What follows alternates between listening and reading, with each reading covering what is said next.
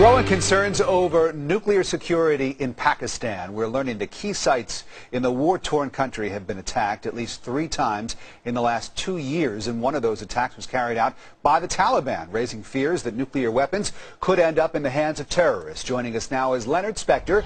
He's a former assistant deputy at the National Nuclear Security Administration. He's now with the Monterey Institute Center for Non-Proliferation Studies. It's good to talk to you, sir. And I did an internet search for the phrase, "Are Pakistan's nuclear weapons safe?" It turned up dozens of articles dating back to 2001, 2005, 2007. So this has been a concern of people like you for an awfully long time.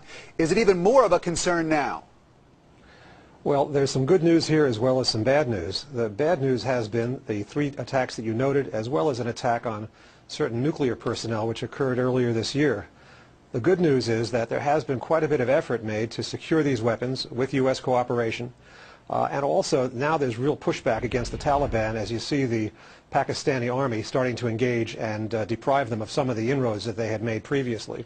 Well, I think a lot of people have concerns about the Pakistani army, though, and their ability to actually defend their nuclear sites. Every time officials in that country are asked, they say that they can do it, that they are securing these facilities, and yet these attacks are taking place. So should we believe the Pakistani authorities when they say that they can do this job? Well, I think they can secure the sites where the nuclear weapons are. Those would be the most secure, we assume. But there are other sites where they manufacture the weapons, where they produce some of the nuclear materials. Also, there has to be transportation of the materials. So this is a fairly big job.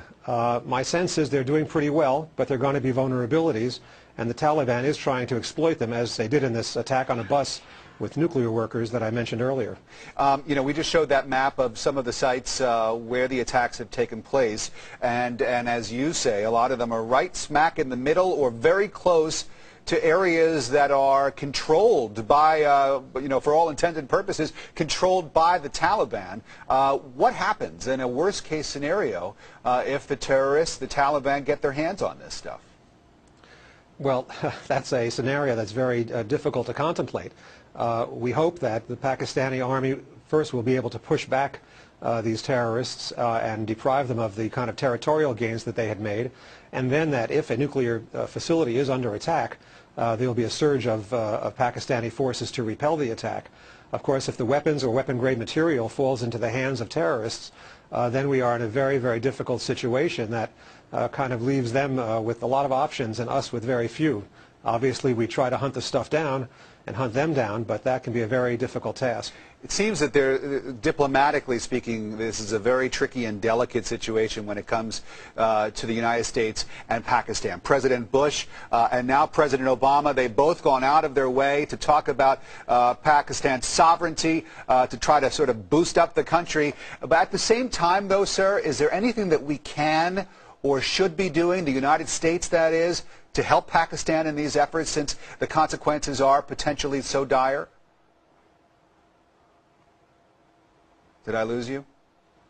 Mr. Spector, did you hear my last question?